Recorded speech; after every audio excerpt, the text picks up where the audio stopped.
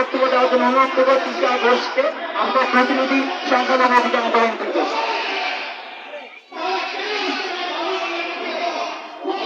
এখানে এখানে উপস্থিত সকলকে জানাই আমার পক্ষ থেকে অনেক অনেক ধন্যবাদ।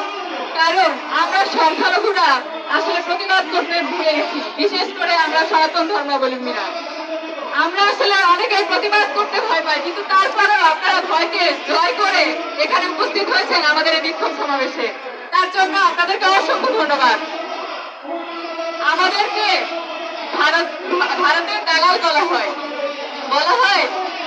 ভারত চলে যাও, কিন্তু আমি বলবো যে সীমান্ত না, রাজপথে নামুন।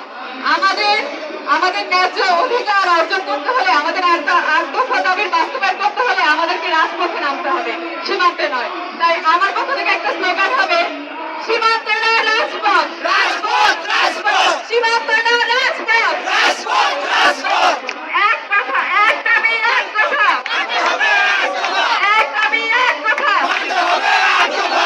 সবচেয়ে দুঃখের বিষয়, আমরা এত বড়